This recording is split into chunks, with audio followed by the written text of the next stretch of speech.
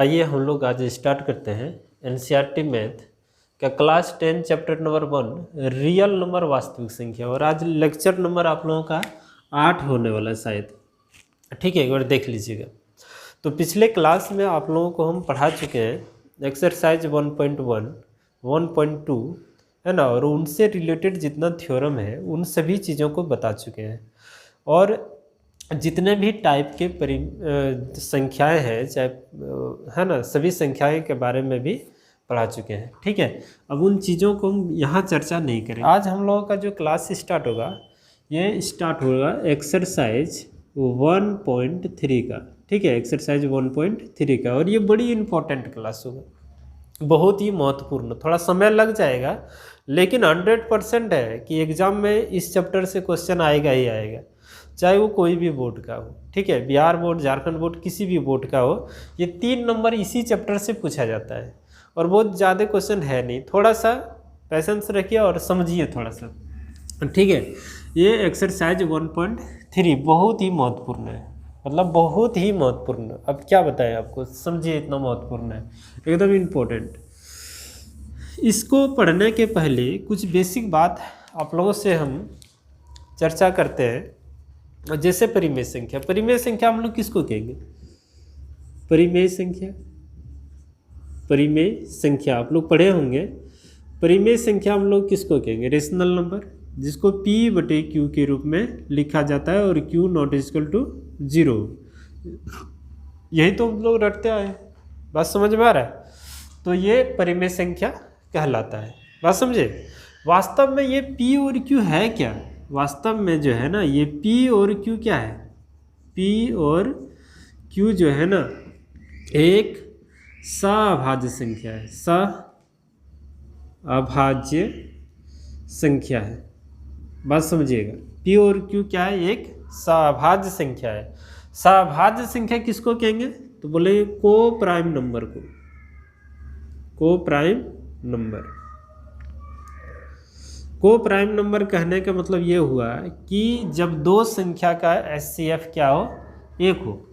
जब दो संख्या का HCF एक हो, उसे हम लोग क्या कहते हैं? सअभाज्य संख्या। यानी कि परिमेय संख्या को यदि हम P/Q के रूप में लिखते हैं, इसका मतलब ये हुआ कि P और Q का अगर महत्तम समावर्तक निकाला जाए, है ना, P और Q का, है ना, महत्तम समावर्तक, महत्तम समापवर्तक यानी कि HCF निकाला जाए तो एक होना चाहिए, है ना। क्या होना चाहिए? एक होना चाहिए। एक होगा तभी ये परिमेय संख्या होगा। ठीक है, अब बोलेंगे सर क्यों एक होगा? कुछ और भी हो सकता है, तो आप बताइए। अगर मान लेते हैं 2/4 लिखे, तो इसका छोटा रूप तो हम लिख ही सकते हैं ना, 1/2। तो फिर घूम फिर के इसका HCF क्या आ गया आपका?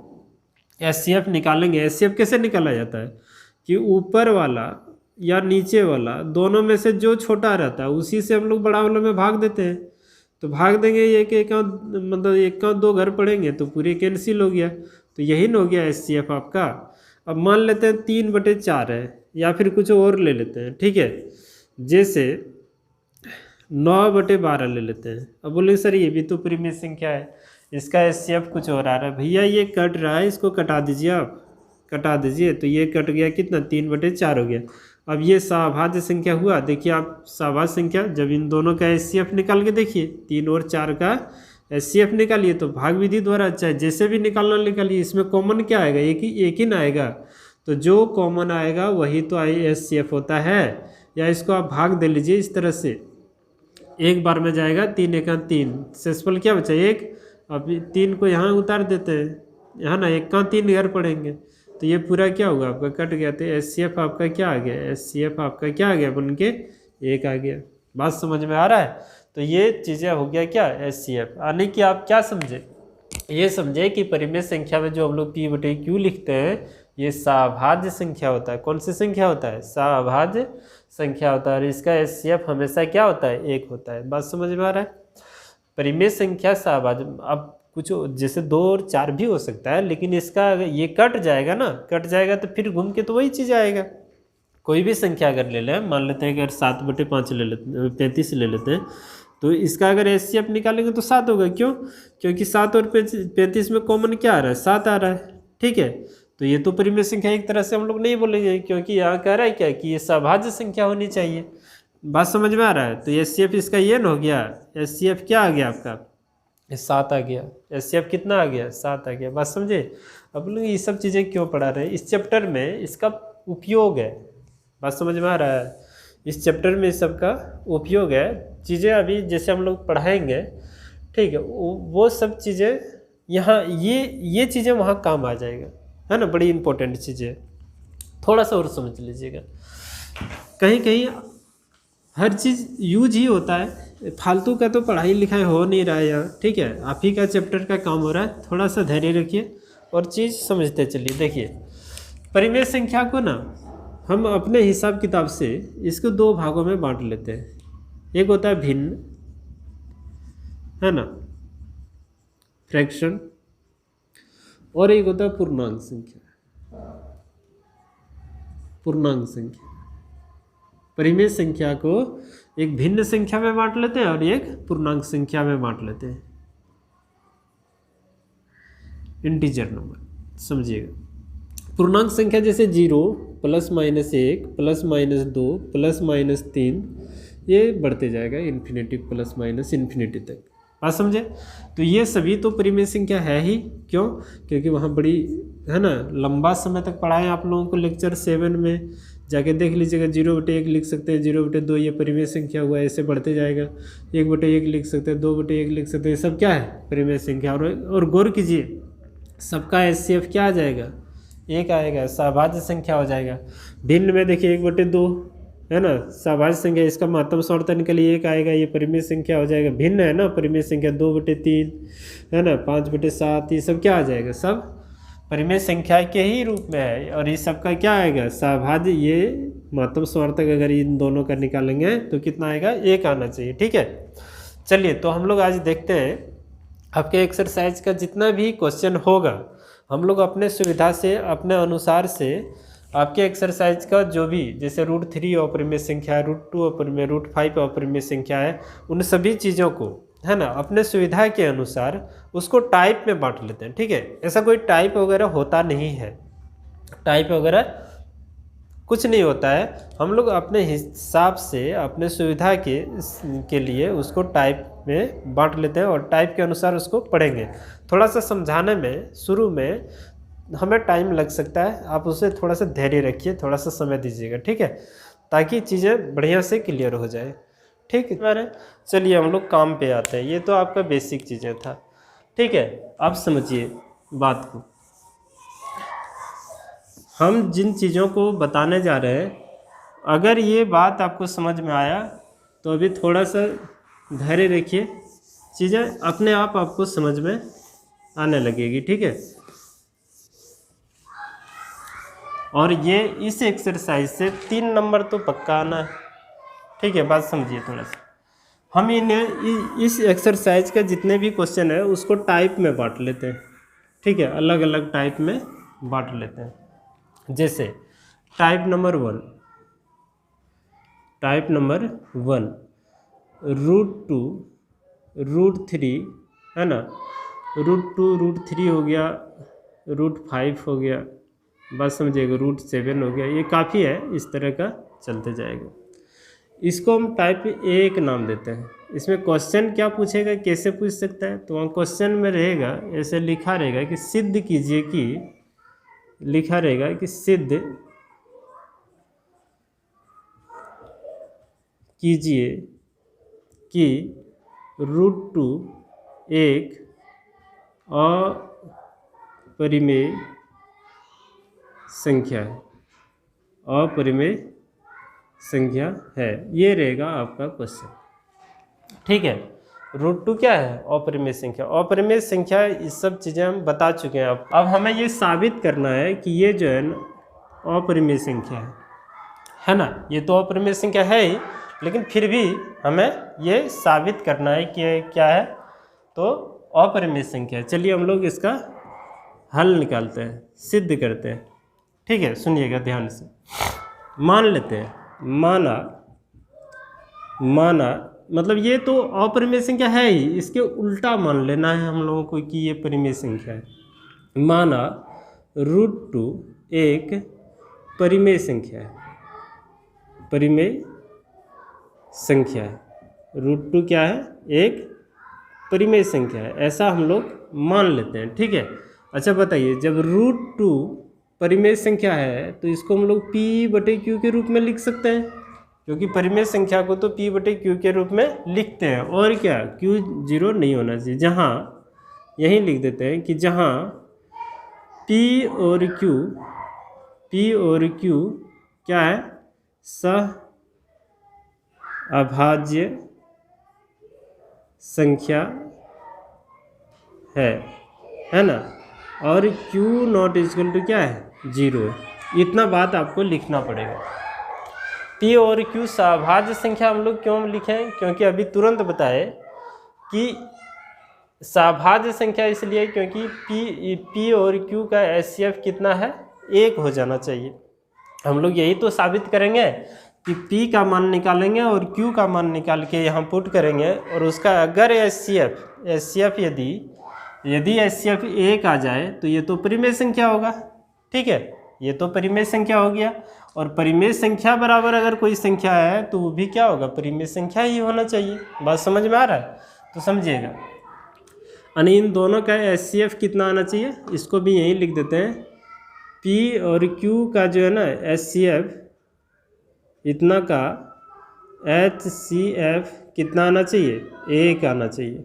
बात समझ में आ रहा है, कितना आना चाहिए, 1 आना चाहिए। p और q को सहभाज्य संख्या है, और सहभाज्य संख्या का परिभाषा हम लोग पढ़े हैं कि इसका HCF कितना आना चाहिए, 1 आना चाहिए। अगर आपको बढ़िया से नंबर उठाना है 3 नंबर एग्जाम में, तो जैसे जैसे हम आपको बता रहे हैं उन चीज़ों को प्रयास कीजिए आप भी उसी तरह से बनाने का, ठीक है। अब समझिएगा, अब करेंगे क्या, इस रूट को हटाने का प्रयास करेंगे, और इसे हटाने के लिए हमें दोनों तरफ वर्ग करना पड़ेगा, ठीक है। तो दोनों तरफ वर्ग करेंगे, √2 का स्क्वायर बराबर p/q का होल स्क्वायर। इसलिए हम लोग वर्ग किए, क्योंकि वर्ग दोनों तरफ करेंगे तो फिर चीज़ों में अंतर नहीं पड़ेगा। यहाँ लिख देंगे कि दोनों तरफ वर्ग करने पर, ये बात यहाँ आपको लिखना पड़ेगा। जब वर्ग करेंगे तो ये क्या हो जाएगा, रूट हट जाएगा, 2 हो जाएगा, और ये हो जाएगा p²/q²। अब इसे इस पार करते हैं, 2q² = p²। बात समझ में आ रहा है। अब समझिएगा, इसको इक्वेशन अभी हम 1 मान लेते हैं, ऐसे ही समझिएगा। अगर हम इस 2 को इस पार कर देते हैं, इस 2 को इस पार करते हैं, तो ये क्या करेगा, p को विभाजित करेगा, नहीं करेगा। 2 को अगर इस 2 को अगर हम इस पार कर देते हैं, ऐसे समझिएगा, तो ये क्या करेगा, p² को विभाजित करेगा। यहाँ लिखेंगे कि चूँकि 2 p² को विभाजित करता है। देखिए, विभाजित करना, 2 जो है ना p को भाग कर रहा है, तो यहाँ लिख देंगे कि 2 जो है ना p² को विभाजित करता है। तो 2 p को भी विभाजित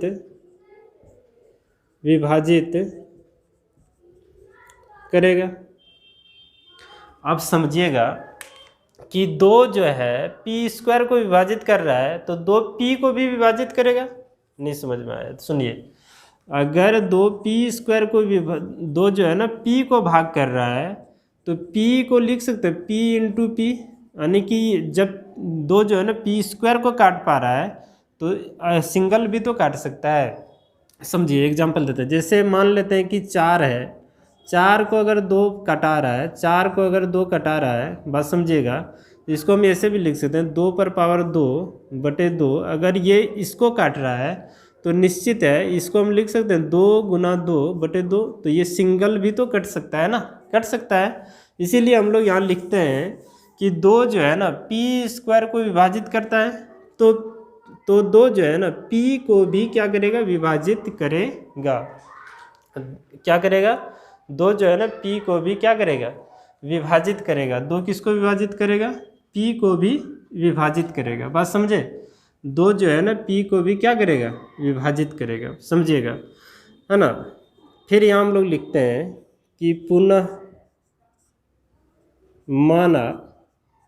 मान लेते हैं क्या, कि 2 जो है ना p को कितने बार में विभाजित करता है। 2 जो है ना p को कितने बार में विभाजित करता है। तो ऐसा हम लोग मान लेते हैं कि 2 जो है ना p को, समझिएगा, 2 जो है p को कितने बार में विभाजित करता है। तो p को जो है ना p को 2 जो है मान लेते हैं 2n बार में क्या करता है, विभाजित करता है। ऐसा हम लोग मान लेते हैं, ठीक है। अब फिर समझिएगा, अब इसे समीकरण नंबर 1 में ले जाके रख दीजिए। p का मान यहाँ लिख देंगे, यही ना p का मान, या यहाँ लिख देंगे समीकरण 1 से, समीकरण 1 में क्या करना है, इस p का मान यहाँ पुट कर देना है।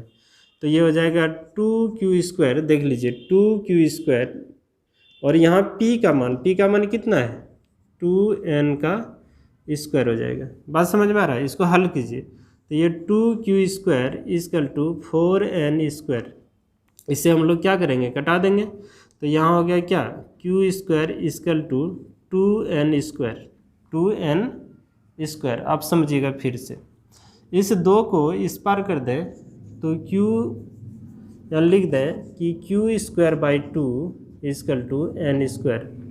आप समझिएगा यहाँ फिर से कि 2 जो है ना q² को विभाजित करता है, 2 जो है q² को क्या करता है, विभाजित करता है।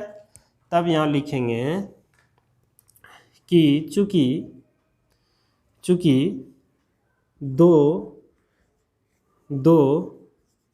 q² को विभाजित करता है, तो जब 2 जो है q² को विभाजित करता है, अभी तुरंत आपको बताया कि ये q² को अगर विभाजित करता है तो सिंगल भी विभाजित कर सकता है। देखिए 2 जो है ना q² को 2 जो है ना भाग कर रहा है, तो निश्चित है इसका जो गुना में होगा इसको भी तो सिंगल कटा देगा ना, कटा सकता है इसे। तो यहाँ लिखेंगे कि 2 जो है ना q² को विभाजित करता है, तो 2 q को भी विभाजित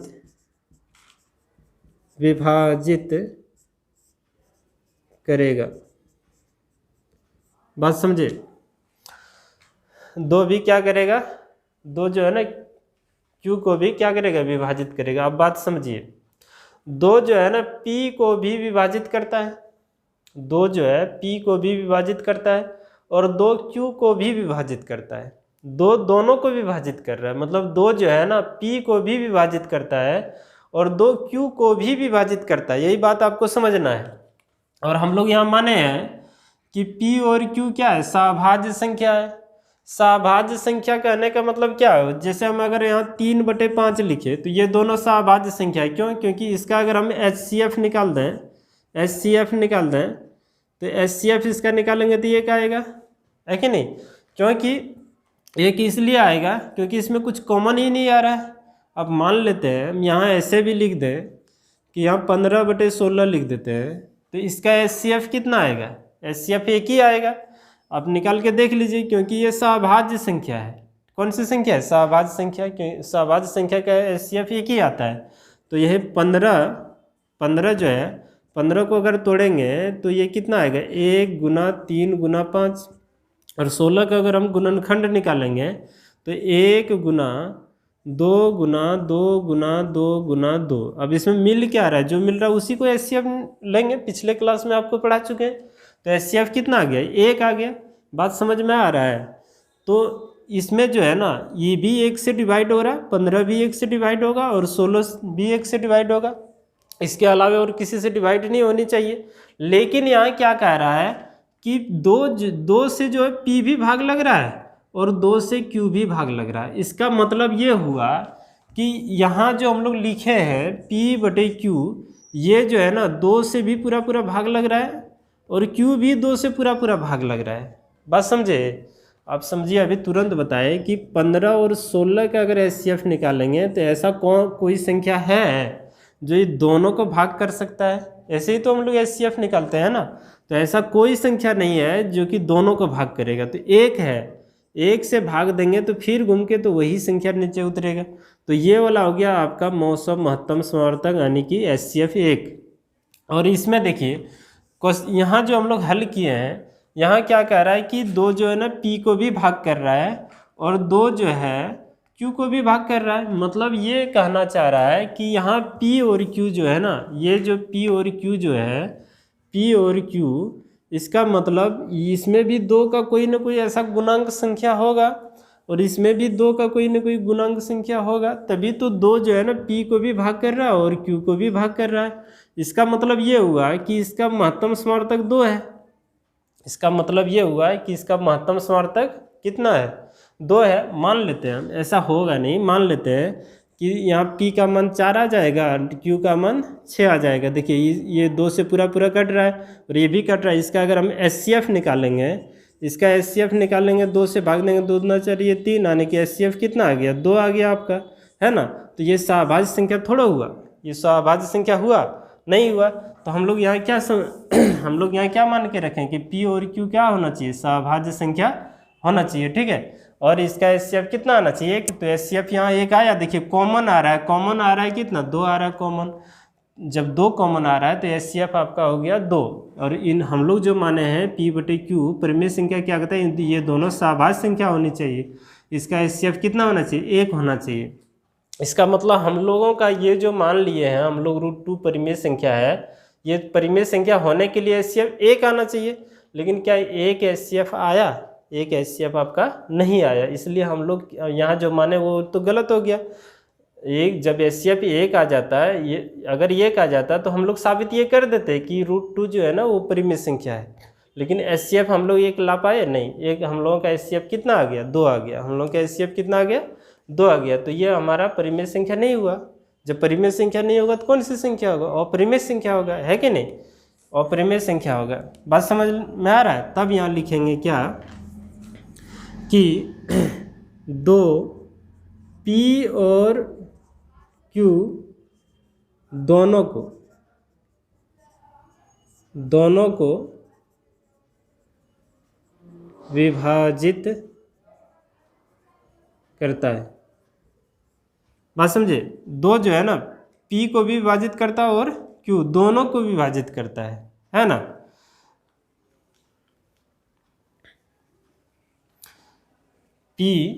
दो P और Q दोनों को क्या करता है? विभाजित करता है, जो कि ये सत्य नहीं है।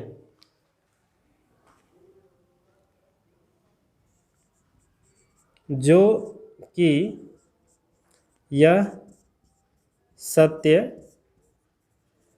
नहीं है। अतः हमारा मानना विरोधाभास है। विरोधाभास है मतलब गलत है। विरोधाभास है कि √2 एक परिमेय संख्या है। √2 क्या है? परिमेय संख्या है। यही तो हम लोग मान के रखे। अतः देखिए जगह नहीं रहने के चलते यहाँ लिखते हैं अतः। आप ऐसे नहीं कीजिएगा, पूरे सीरियल उतारना है आपको, ठीक है। यहाँ उतार लीजिएगा, फिर इसको नीचे में। अतः √2 है ना, अतः √2 एक अपरिमेय संख्या है। अपरिमेय संख्या है। बस यही हम लोगों को प्रूव्ड करना था। बात आपको समझ में शायद आ गया होगा, ठीक है। एक बार और देख लीजिए। कह रहा है कि सिद्ध कीजिए कि √2 एक अपरिमेय संख्या है। तो यहाँ है कि √2 हम लोग इसका उल्टा मानते हैं, यहाँ जो रहता है ना उसका हम लोग क्या करते हैं अपोजिट मान लेते हैं, उल्टा। ये √2 जो है ना अपरिमेय संख्या, हमें लिखना है कि √2 जो है क्या है, ये परिमेय संख्या है। तो √2 को हम लोग लिख सकते हैं p/q, जहाँ p और q क्या है, सभाज्य संख्या है, और q ≠ 0। और ये इन दोनों का जब सभाज्य संख्या, इन दोनों का HCF कितना होना चाहिए, 1 होना चाहिए। ठीक है, जब परिमेय संख्या लिखे हैं तभी p/q लिखे हैं। अब दोनों तरफ वर्ग कर दिए, वर्ग किए तो इससे रूट हट जाएगा, क्या आएगा 2। अब ये स्क्वायर p पर भी और q पर भी आ जाएगा, इसे हम लोग इस पर ले आए तो क्या हो गया, इस तरह का 2 इधर नीचे कर दिए। तो यहाँ देखें क्या 2 इसको भाग कर रहा है, किसको, p² को। तो यहाँ लिखे कि चूँकि जो है ना 2 p² को विभाजित करता है तो 2 p को भी विभाजित करेगा। बात समझे। तो हम लोग मान लेते हैं, देखिए अब ये कितना, p कोई संख्या नहीं ना है, कोई नंबर नहीं है, तो ये कितना बार में भाग लगेगा ये पता चलता है, नहीं पता चल रहा है। कोई नंबर रहता है, जैसे यहाँ 4 रहता तो तुरंत जानते हैं कि 2 बार में कट गया, नहीं, हम लोग क्या जानते हैं कि ये 2 बार में कट गया, ऐसा हम लोगों को पता नहीं चल रहा है। तो मान लेते हैं कि इसको अगर हम काटेंगे ना, तो मान लेते हैं इसको काटेंगे तो हम लोग यहाँ देखिए लिखे हैं 2n बार में कटा। समझिए जी, अगर 16/2 रहेगा तो हम लोग बड़ा इजी से बोलते हैं कि सर 8 बार में ख़त्म हो गया, कट गया, नहीं। लेकिन यहाँ क्या है, p²/2। अब ये कितना बार में कटेगा, मान लेते हैं कटाएंगे तो कुछ तो होना चाहिए ना, ये आपका है ना चर राशि है, तो पता ही नहीं चलता है। तो हम लोग मान लेते हैं, यहाँ देखिए p जो है ना 2n बार में कट रहा है, 2n बार में हम लोग काट रहे हैं। आप कुछ और भी मान सकते हैं, ज़रूरी नहीं कि n ही लिखें, 2k कुछ भी और, है ना। लेकिन याद रहे 2 से भाग रहे हैं तो 2 का ही कोई गुना जैसे आएगा। ठीक है, 2n बार में कट रहा है। तब देखिए यही p का मान जो है ना इसमें समीकरण नंबर 1 में ले जाके रख दिए इस जगह पे। पहले इसको उतार लिए है और ये 2n इसके जगह रख दिए तो 2n² हो गया, स्क्वायर है तो 2n² हो गया।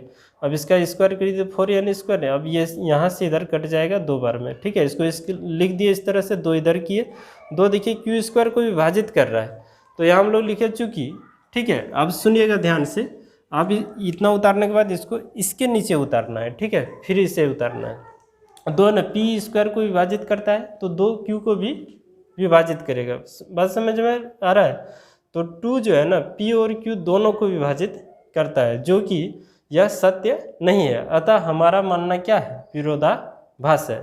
विरोधाभास है मतलब हम लोग जो माने हैं वो क्या है, गलत है ना, कि √2 एक परिमेय संख्या है। अतः है ना √2 क्या है, एक परिमेय संख्या, ये ना हम लोग माने हैं। अतः √2 क्या है, एक अपरिमेय संख्या है। तो सिद्ध करने में आपको इतना सा चीज़ें लिखना पड़ेगा। बात समझ में आ रहा है। एक बार आप इसे देख लीजिए, नोट कर लीजिए।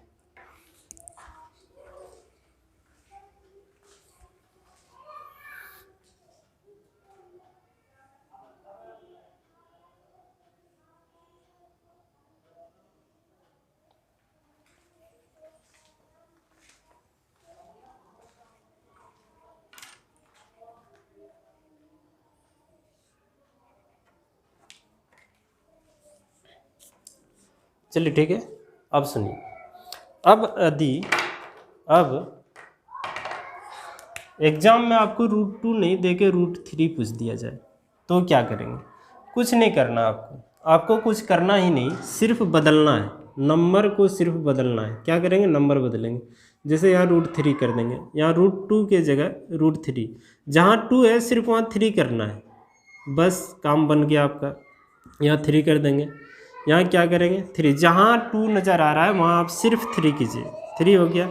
यहाँ भी क्या करेंगे 3 कर देंगे, जहाँ जहाँ 2 नज़र आ रहा है वहाँ सिर्फ 3 करना और कुछ नहीं करना। देखिए यहाँ 3 कर देंगे, है ना। यहाँ भी क्या करेंगे 3, और यहाँ भी क्या करेंगे 3। अब देखिए स्क्वायर है तो यहाँ 3 नहीं लिख देना, यहाँ 9 हो जाएगा।